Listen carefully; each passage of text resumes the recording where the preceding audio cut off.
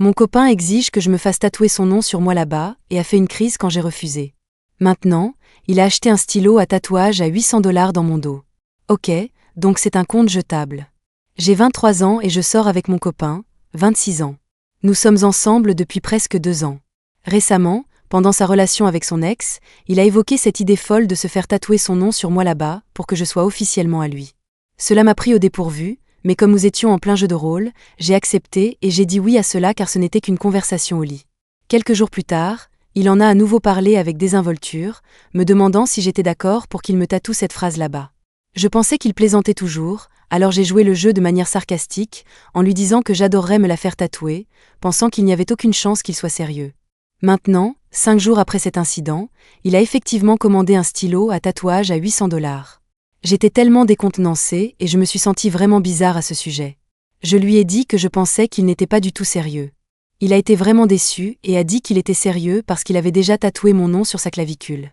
Comme il sait que je ne veux pas de tatouage visible, il a pensé que ce serait un bon compromis parce que personne d'autre que lui ne le verrait. Cela me semble vraiment contrôlant, et ce comportement de contrôle fait surface plus fréquemment. Il insiste pour savoir exactement où je suis à tout moment et s'énerve si je ne réponds pas immédiatement à ses messages. Nous avons fini par avoir cette ridicule dispute hier. Il est en colère, disant qu'il serait heureux de tatouer mon nom ou tout ce qui me concerne n'importe où sur son corps, donc il ne comprend pas pourquoi je ne fais pas cette seule chose pour lui. Je lui ai dit que je n'étais pas d'accord avec ça, et finalement, il s'est calmé et a accepté de laisser tomber, mais je peux toujours sentir qu'il est en colère contre moi et en colère parce que je ne ferai pas quelque chose pour lui qu'il ferait pour moi sans hésitation. Honnêtement, je n'arrive pas à croire que ce soit une vraie dispute. Je sais que c'est sérieux et je ne veux pas ignorer les signes, mais c'est difficile pour moi de le voir de cette façon parce que je l'aime plus que quiconque. Il m'aime sincèrement, me surveille toujours et s'assure que je vais bien. Il est toujours là pour moi, même dans les moments les plus difficiles où personne n'était là pour m'aider.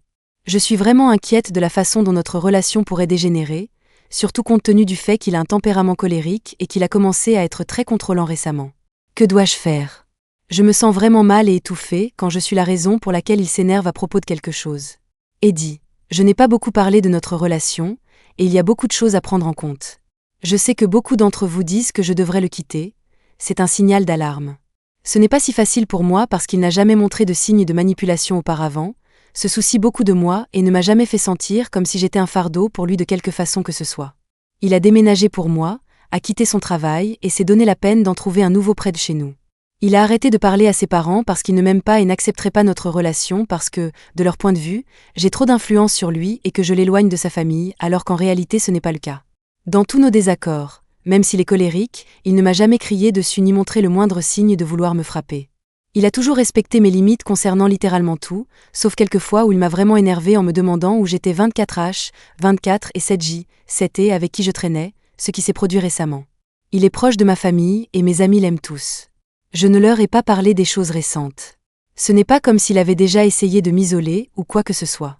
Il est venu me voir aujourd'hui, en évoquant l'histoire du tatouage. Il a admis que c'était un penchant stupide et un fantasme qu'il avait en tête et qu'il s'était laissé emporter par ça. Il a dit qu'il avait vraiment honte et était dégoûté par la façon dont il avait réagi. C'était horrible pour lui de me mettre mal à l'aise avec lui-même pour avoir eu une telle idée. Cela l'a vraiment touché, et il s'est mis à pleurer, disant qu'il savait que ce comportement de contrôle récent nuisait à notre relation. Il dit qu'il a besoin d'une seconde chance et espère que je ne l'abandonnerai pas parce qu'il a vraiment besoin d'aide.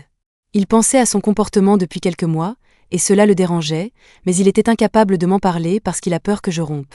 Il n'arrêtait pas de s'excuser, disant qu'il n'avait pas les idées claires lorsqu'il avait commandé le stylo.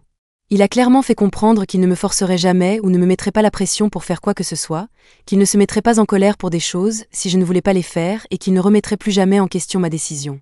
Il a suggéré que nous allions en thérapie de couple, et il est prêt à travailler sur lui-même parce qu'il a l'impression de perdre le contrôle de ses actes et ne comprend pas complètement pourquoi cela se produit. J'apprécie vraiment les conseils et le soutien, et je vais certainement les garder à l'esprit lorsque je déterminerai ce que je dois faire. Meilleur commentaire, commentateur 1, vous savez déjà que vous devez sortir de cette relation, il est beaucoup trop contrôlant. Commentateur 2, ce n'est pas un signe qu'il vous maltraite activement. Vous avez peur de le mettre en colère. Il continue de vous punir parce que vous ne faites pas ce qu'il veut. Vous permettez que cela se produise. Vous avez 23 ans, vous avez toute la vie devant vous. Un jour, vous serez choqué et embarrassé d'être sorti avec quelqu'un comme ça. Vous serez reconnaissante de ne pas avoir gaspillé plus de votre vie à vivre ainsi si vous faites ce qu'il faut. Commentateur 3, colérique, contrôlant, se sentant mal et étouffé, inquiet de l'escalade. Faites confiance à vos sentiments. Ils vous disent que vous êtes étouffé, que vous êtes dans une mauvaise situation, que vous êtes dans une situation susceptible de dégénérer de manière négative. Commencez à élaborer un plan de sortie. Le fait que vous ne puissiez pas facilement sortir de la relation, sans risquer qu'il vous fasse du mal, c'est exactement pourquoi vous devez sortir. Mise à jour. 2 semaines plus tard, j'avais sérieusement pensé à rompre avec lui parce qu'après ce qu'il a fait il y a 2 semaines, les choses ont commencé à revenir à la normale et il se comportait bien jusqu'à il y a 4 jours. J'étais sortie avec mes amis dans un café, et je lui ai dit que je sortais mais je ne lui ai pas dit le nom du café. Je lui ai dit que je serais à la maison à 7 heures, mais j'ai perdu la notion du temps et mon téléphone est également mort. Il était presque 8 heures et je le vois entrer dans le café vers moi. Je ne sais toujours pas comment il savait où j'étais puisque je ne lui ai pas dit quel café et mes amis ne lui ont rien dit. Je lui ai demandé et il m'a ignoré, disant qu'il s'inquiétait que je ne réponde pas aux appels, alors il est venu vérifier. Je n'ai pas beaucoup discuté puisque nous étions en public. De retour à la maison, je l'ai confronté parce que c'est tellement effrayant et une atteinte à la vie privée, mais il n'a jamais répondu à ma question. Puis il me dit qu'il ne peut plus me faire confiance parce que je suis distante depuis l'affaire du tatouage, et chaque fois que j'en parle à mes amis, ils pensent que je complote pour notre rupture et que je m'éloigne. Je rabâche des conneries comme ça pendant 15 minutes jusqu'à ce que j'en ai marre, et je lui dis que je veux rompre. Il a l'air complètement choqué. Il n'a rien dit et est allé directement dans la chambre d'amis et a verrouillé la porte. J'ai paniqué parce que je pensais qu'il pourrait faire quelque chose de stupide. Je ne lui fais plus confiance concernant tout ça maintenant, mais il a dit qu'il avait besoin de réfléchir, alors je l'ai laissé tranquille. Je n'ai pas dormi. Il était environ 3h25, et quand j'ai entendu des bruits sourds à l'extérieur de ma chambre, je suis allée dans la chambre d'amis, et c'était le bazar. Il était complètement saoul et avait les yeux rouges. Dieu sait depuis combien de temps il pleurait. Il avait l'air d'une personne complètement différente, et puis il me dit qu'il m'aime plus que tout et qu'il peut mourir pour moi et ferait n'importe quoi pour me rendre heureuse. Il ne comprend pas pourquoi je ne peux pas lui pardonner cette erreur qu'il a faite il y a 2 semaines et qu'il regrette profondément. Il a aussi dit qu'il n'essayait pas de me contrôler, mais qu'il ne pouvait pas rester assis en silence et me regarder partir. Il va changer pour le mieux, mais ne me laissera jamais partir.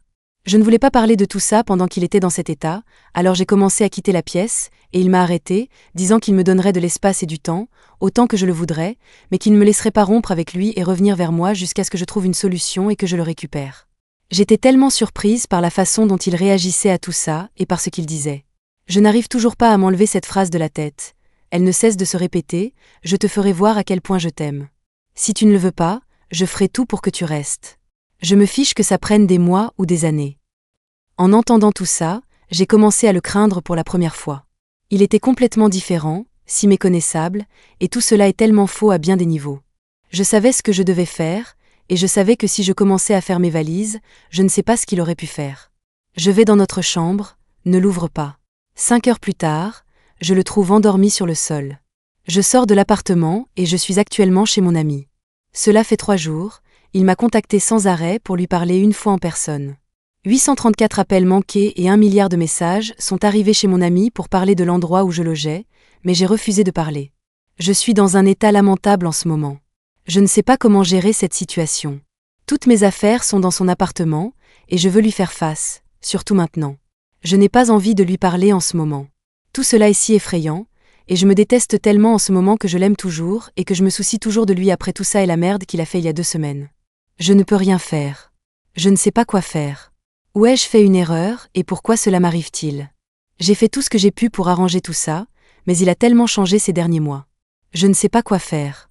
Je perds la tête. Pourquoi est-ce que je l'aime encore? Je ne sais littéralement pas comment surmonter cette situation. Eddie, merci à tous ceux qui m'ont contacté. Cela a été beaucoup à traiter. J'essaie encore de comprendre tout ce qui s'est passé. Je vous tiendrai tous au courant de la situation et de ce qui se passe entre nous dans quelques jours, une fois que j'aurai tout réglé et que je pourrai vraiment réfléchir clairement. Commentaire pertinent. OP doit quitter son copain et s'assurer qu'il n'y a pas d'application suspecte pour qu'il puisse la retrouver, comme AirTag, etc. OP, je suis encore en train de réfléchir à ce que je veux faire. J'ai fait vérifier mon téléphone, et heureusement, il n'y avait pas d'application de harceleur ou quelque chose comme ça. Je ne m'en suis pas rendu compte à l'époque, mais il avait les mots de passe de mes comptes de réseaux sociaux, donc il a probablement lu mes conversations à partir de là et a compris dans quel café j'étais. Je n'ai pas de voiture. J'étais juste sortie avec mon téléphone et mon sac à main à ce moment-là. Je n'en ai aucune idée. J'ai laissé mon sac à main dans son appartement et je n'ai pris que quelques objets importants en partant à ce moment-là. OP doit changer ses mots de passe pour tous les sites auxquels elle a accès et bloquer son copain. Merci pour votre inquiétude, je l'apprécie vraiment. Je l'ai bloqué et je ne veux pas lui parler. J'ai demandé à mon ami de lui dire que je ne lui parlerai pas de sitôt ou que je ne le rencontrerai pas en personne pour en discuter. Il a accepté de me donner l'espace que j'avais demandé. Il a dit qu'il attendrait que je règle les choses, mais je sais qu'il n'est pas tout à fait d'accord avec ça. Quant à mes affaires dans son appartement, j'ai pris des dispositions pour que 3 ou 4 de mes amis viennent tout récupérer demain. Étonnamment, il a accepté sans trop de résistance, mais je ne veux prendre aucun risque et j'ai déjà mis à jour les mots de passe de mes comptes sociaux et bancaires. De plus, je dois déterminer où je vais vivre puisque nous partagions le logement et qu'il payait le loyer et tout le reste. Donc jusqu'à ce que je trouve un nouvel endroit, je reste chez mon ami. Mon mari et ma fille m'ont tous les deux trahi. Le mari en me trompant et la fille en gardant le silence après 2 ans de connaissance. Maintenant, elle m'accuse de l'avoir abandonnée et de l'avoir remplacée par la fille de mon nouveau petit ami. Puis mon ex-mari infidèle a eu l'audace de me traiter d'égoïste d'avoir abandonné notre fille pour un homme plus jeune. J'ai 49 ans et j'ai été mariée à mon ex-mari Derek, 49 ans, pendant 20 ans avant de divorcer il y a quelques mois. Nous avons 2 enfants, une fille de 22 ans et un garçon de 17 ans. J'ai découvert que Derek avait une liaison depuis 2 ans et mon monde s'est effondré. Mais ce qui m'a fait presque autant de mal, c'est de découvrir que ma fille était au courant depuis le début. Elle me l'a activement caché pendant 2 ans, l'a couvert et n'a jamais essayé de me prévenir. Quand j'ai découvert la nouvelle, j'ai été dévastée, non seulement par la trahison de mon mari, mais aussi par le choix de ma fille de me le cacher. Elle était jeune à l'époque et je comprends que c'était une situation difficile pour elle, mais la douleur était immense. Je ne l'ai jamais confrontée directement, pensant que cela pourrait l'affecter alors qu'elle était sur le point de partir à l'université. Je lui ai juste dit que je savais, que je comprenais et que j'essayais de passer à autre chose. Mais après son départ, je me suis retrouvée à m'éloigner d'elle de plus en plus. Ce n'était pas prévu. J'avais juste besoin d'espace pour guérir, et cela signifiait ne pas l'appeler aussi souvent ou ne pas lui tendre la main autant. 1 an et demi plus tard, j'ai commencé à sortir avec quelqu'un, 41M, qui a une fille de 10 ans issue d'une relation précédente. Récemment, nous sommes tous allés à Disney ensemble, et il a posté une photo de famille de nous sur les réseaux sociaux. Pour le contexte, mon petit ami a couvert toutes les dépenses comme cadeau pour l'anniversaire de sa fille, voulant que ce soit spécial pour elle, mon fils et moi. Elle a choisi ses 2 cousins pour l'accompagner, ce qui en a fait un grand voyage de style familial qui lui était entièrement consacré. Ma fille a dû s'en rendre compte, car elle ne m'a pas appelé pendant plus d'1 mois après cela, et honnêtement, son absence ne m'a pas autant affectée qu'avant. Je l'aime toujours, mais chaque interaction fait surgir cette douleur de nulle part. Elle m'a appelé en pleurs, en hurlant, en disant que je ne lui avais visiblement pas pardonné et que je l'avais exclue volontairement. Elle m'a accusé de l'avoir remplacée par mon petit ami et sa fille. Elle n'arrêtait pas de dire que c'était il y a longtemps, que j'étais une enfant, que je ne voulais pas te blesser. Elle a dit qu'elle pensait avoir fait ce qu'il fallait en restant silencieuse, qu'elle ne savait pas comment me le dire et qu'elle était terrifiée à l'idée de briser notre famille. Elle m'a demandé si je lui pardonnerais un jour ou si j'étais passée à autre chose pour de bon. J'ai essayé de lui dire que je l'aimais et que je ne voulais pas la remplacer, mais elle n'arrêtait pas de me dire que je devrais m'en remettre maintenant et que je l'avais abandonnée pour cette nouvelle vie. Pour couronner le tout, mon ex-mari m'a plus tard appelée furieuse, m'accusant d'avoir quitté ma fille pour un homme plus jeune et une nouvelle famille. Il a même eu le culot de me traiter d'égoïste d'avoir tourné la page. Ironiquement, sa petite amie a 30 ans, et c'est lui qui a fait exploser notre famille avec sa liaison. C'est comme si personne ne comprenait que j'essaie encore de me remettre d'années de trahison, et j'ai l'impression qu'on attend de moi que je laisse tomber comme si ma douleur n'avait pas d'importance. Mon fils, qui vit avec moi, a découvert que sa sœur cachait sa liaison après avoir entendu la mère et la sœur de mon mari parler. Il était dévasté et ne lui a pas pardonné non plus, et ils n'ont presque pas parlé depuis. Je n'ai jamais voulu qu'il le sache, mais j'ai l'impression que toute la famille est divisée maintenant, et je ne sais pas comment régler ça. Je suis en thérapie, mais je me sens toujours perdue. Une partie de moi sait qu'elle était jeune et ne savait pas comment gérer la situation, mais une autre partie de moi a l'impression qu'elle a choisi plutôt que moi. J'aime ma fille, mais à chaque fois que nous parlons, cette douleur refait surface. Je ne sais pas si je suis en train d'échouer en tant que mère ou si je me protège. J'ai l'impression de m'être retirée émotionnellement et je ne sais pas comment renouer avec elle. Eddie, juste pour clarifier, mon divorce a eu lieu il y a quelques mois, et non il y a 3 ans comme je l'ai mentionné au départ. Ma sœur, qui est un peu étourdie, m'a encouragée à poster ici et à taper une grande partie de ce que j'avais écrit. Au passage, elle s'est trompée de chronologie et je ne l'ai pas remarqué avant de poster. Ma fille avait 17 ans lorsqu'elle a découvert l'affaire. Elle avait beaucoup de choses à faire à l'époque, notamment devoir changer d'école en raison de problèmes personnels et redoubler une année. Donc, quand je l'ai découvert, c'était il y a moins de 2 ans. J'espère que cela dissipe la confusion. Mise à jour. Tout d'abord, je tiens à remercier tous ceux qui ont répondu à mon message. J'ai été honnêtement dépassée par le nombre de réponses. J'ai fait de mon mieux pour lire autant de commentaires que possible, et certains étaient difficiles à entendre, mais nécessaires. J'ai dû encaisser beaucoup de choses, mais un commentaire m'a vraiment marqué. Quelqu'un a mentionné à quel point la vie est fragile et à quel point nous avons peu de temps avec les gens que nous aimons. Cela m'a profondément touchée. J'ai été tellement consumée par la douleur et la colère que j'ai oublié de penser à ce que je voudrais que soit ma relation avec ma fille à long terme. Si quelque chose devait arriver demain, est-ce que je serais d'accord pour laisser les choses telles qu'elles sont ? Cette pensée m'est restée en tête, et quelques jours plus tard, j'ai décidé de contacter ma fille. Je lui ai dit que je voulais que nous parlions, pas pour ressasser le passé ou pointer du doigt, mais pour trouver comment nous pourrions aller de l'avant. Elle a d'abord hésité, ce que je comprends parfaitement. Nus avons eu cette conversation il y a quelques soirs, et même si ce n'était pas facile, j'ai suis reconnaissant qu'elle ait accepté à s'ouvrir. Il y a eu des moments de tension, et je ne vais pas mentir, c'était difficile d'entendre certaines de ses paroles. Mais pour la première fois depuis longtemps, j'ai eu l'impression que nous parlions enfin de ce qui couvait entre nous. Nous avons parlé de ce qui s'était passé, et je lui ai enfin demandé la vérité sur tout. Quand j'ai découvert la liaison de son père, il m'a dit qu'elle l'avait toujours su. En fait, il a prétendu qu'elle avait été son alliée, me cachant des choses à plusieurs reprises. Il a même dit qu'elle ne m'aimait pas et qu'elle était de son côté. L'entendre dire ça de sa bouche était dévastateur. Je ne pouvais pas croire que ma fille ferait quelque chose comme ça ou ressentirait cela pour moi. La façon dont j'ai découvert la liaison était horrible, et l'idée que ma fille y ait joué un rôle, même sans le savoir, a rendu la situation encore pire. Au début, elle était très réticente à en parler, mais finalement, elle s'est ouverte et a commencé à tout raconter, y compris ce qui l'avait conduite à agir ainsi. Quelques mois avant de découvrir la liaison, elle avait été impliquée dans une situation difficile au lycée. Sans entrer dans les détails, c'était une affaire où ses actes ont entraîné de graves conséquences. L'école avait une politique de tolérance zéro et elle a été renvoyée. Elle a dû changer d'école et redoubler. De plus, ses notes ont chuté et elle avait du mal à se remettre sur les rails. Quand cela s'est produit, j'ai pensé qu'il était important qu'elle assume pleinement ses actes et assume la responsabilité de ce qu'elle avait fait. Je l'ai punie et lui ai confisqué ses appareils électroniques, en espérant que les conséquences l'aideraient à réfléchir et à grandir. Je voulais qu'elle comprenne la gravité de la situation et qu'elle en ressorte meilleure. Son père, cependant, n'était pas du tout d'accord avec mon approche. Il trouvait que j'étais trop dure, insistant sur le fait qu'elle avait déjà appris sa leçon et qu'elle avait besoin de soutien plutôt que de punition. La tension dans notre foyer est devenue insupportable. Entre ma frustration envers lui et ma déception face à ses actions, j'avais de plus en plus de mal à communiquer correctement avec elle. Il y avait des disputes et des disputes constantes qui semblaient éclater à la fois pour tout et pour rien. Ce n'était pas seulement eux. La thérapie de l'année dernière m'a aidé à réaliser que j'avais aussi un rôle à jouer.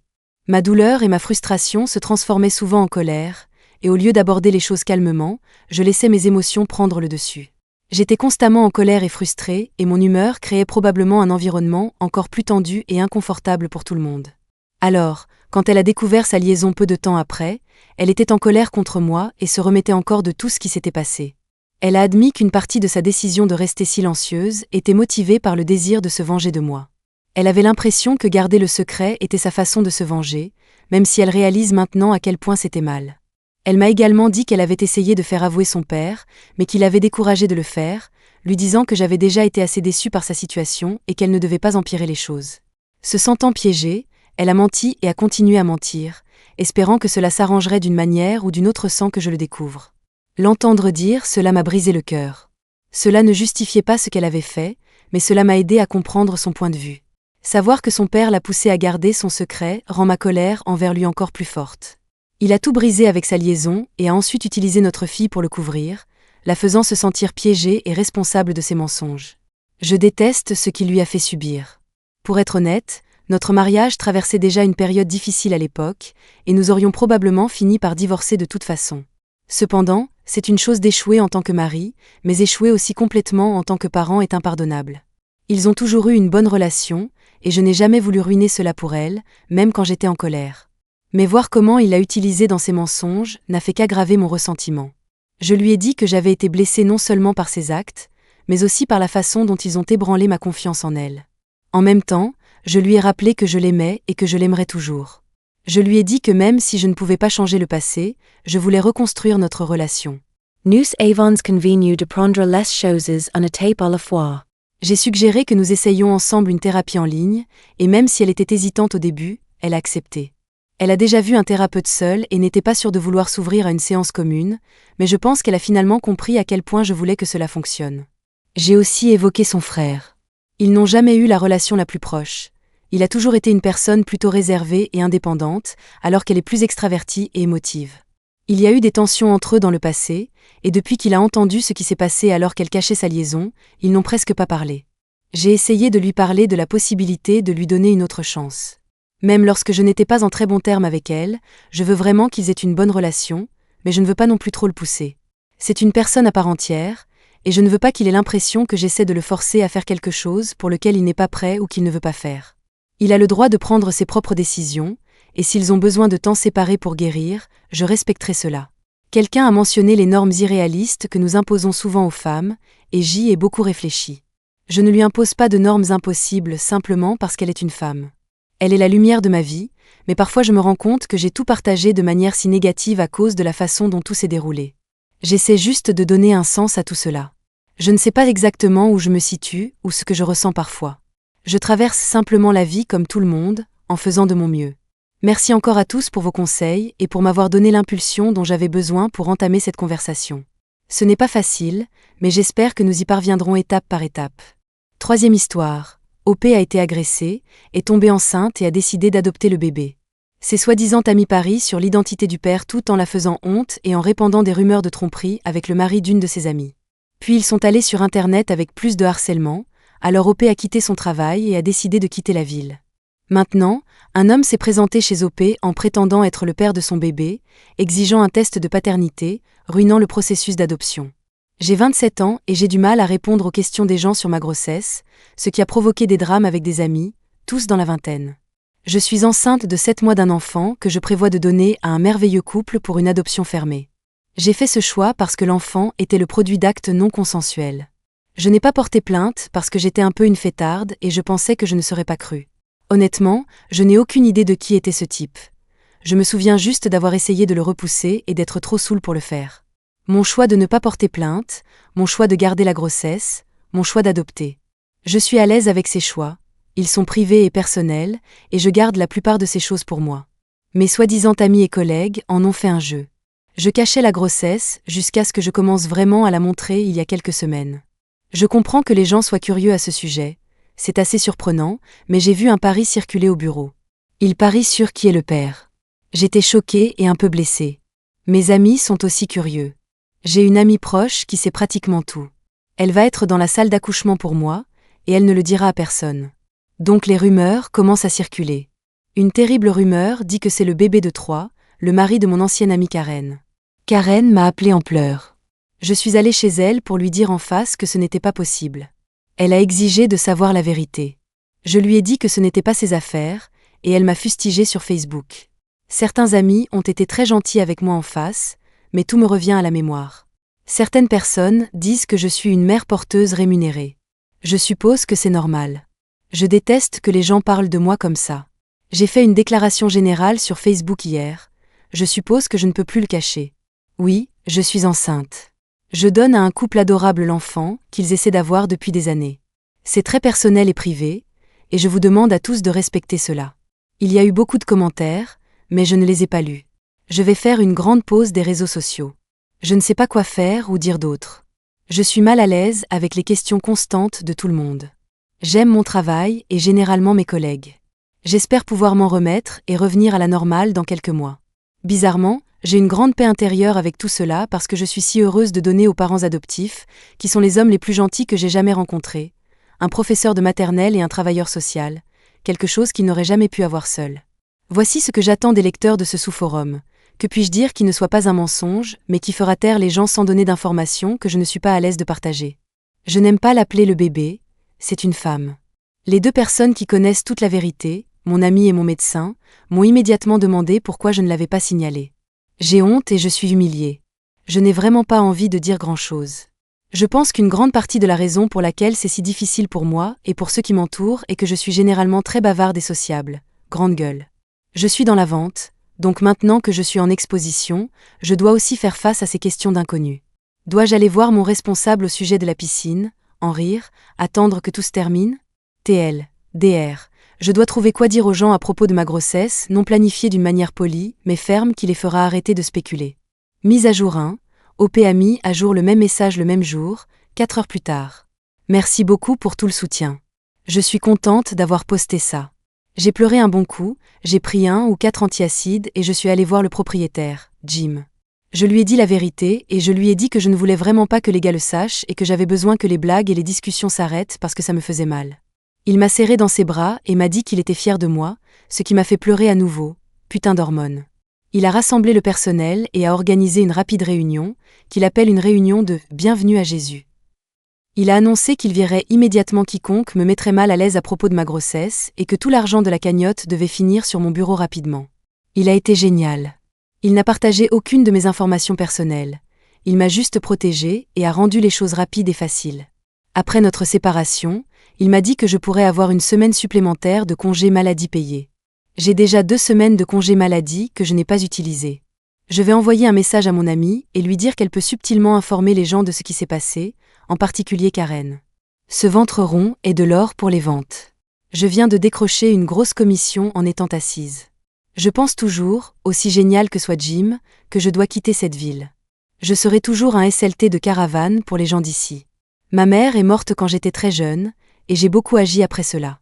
Tout le monde sait ce que j'ai fait et ne me laisse pas oublier. Malgré le fait que j'ai travaillé dur pour obtenir mon diplôme, que j'ai gravi les échelons jusqu'à devenir un prospect commercial, que j'ai acheté ma maison et que je l'ai réparée moi-même. Jen Egai, Mare de l'Oklahoma. Je pense que c'est peut-être quelque part dans l'Oregon ou dans l'État de Washington, c'est assez haut. Encore une fois, merci pour tous les conseils gentils et utiles. Je me sens tellement mieux. Cela a toujours été l'un de mes sous-marins préférés pour me cacher. Merci. Commentaire pertinent, commentateur 1, vos amis et collègues sont des connards. Dites simplement aux gens que vous ne partagez pas les détails. Restez simple. On dirait que vous avez un ami bienveillant. Une fois que tout cela sera terminé, j'envisagerai de prendre un nouveau départ, compte tenu des circonstances de la grossesse et de la réaction de tout le monde. Au moins, consultez un conseiller pour gérer cela, et peut-être tracer des objectifs et des désirs pour le genre de vie que vous souhaitez vraiment. Désolé que vous ayez eu une si mauvaise expérience, OP. En fait, je pense à un nouveau départ. J'aime mon domaine, la vente de matériaux de construction, et je peux le faire n'importe où. Je n'ai pas de famille. Ma maison se vendrait le double de ce que je dois. J'ai fait des recherches sur les villes que j'ai toujours aimées. Mon médecin m'a recommandé un thérapeute, mais cela ne m'intéressait pas. Peut-être que je devrais essayer. Merci. OP sur pourquoi elle a choisi de ne rien révéler à ses amis à propos de sa grossesse non planifiée. Je ne veux vraiment pas que les gens sachent ce qui m'est arrivé. Comme je l'ai dit dans mon message, la première réaction a été « Pourquoi ne l'as-tu pas signalé ?» Je déteste ne pas l'avoir fait. Je déteste qu'un mec soit là-bas, en train de penser qu'il peut faire ça. Je déteste avoir bu autant. Je déteste ça parce que j'avais l'habitude de boire beaucoup et de coucher beaucoup, les gens ont une si mauvaise opinion de moi. Je ne veux juste pas que tout le monde le sache. Je ne veux pas que cette petite fille le découvre un jour. Est-ce que OP a signalé la situation? Les RH? OP, nous sommes une petite entreprise, nous n'avons pas de RH. Nous avons un propriétaire gérant que je respecte vraiment et qui est en quelque sorte un deuxième père pour moi. Nous avons sept gars et moi. J'ai toujours été l'un des gars à propos de ce genre de choses. Je devrais aller voir le propriétaire et lui dire ce qui se passe. Je l'évite. J'évite tout le monde. Je ne veux pas être plaint, mais ça rend les choses pires. Je suis partout. Désolée, je suis enfermée dans mon bureau avec les pires brûlures d'estomac que j'ai jamais ressenties, essayant de ne pas pleurer. OP envisage de quitter son travail. OP, je dois encore travailler avec ces gars pendant encore quelques mois, 40 à 50 heures par semaine, peut-être plus longtemps. Je suis encore en train de décider. Ils viennent de se faire botter le cul par leur père de travail pour leur insensibilité dans un endroit où nous nous moquons régulièrement les uns des autres pour tout.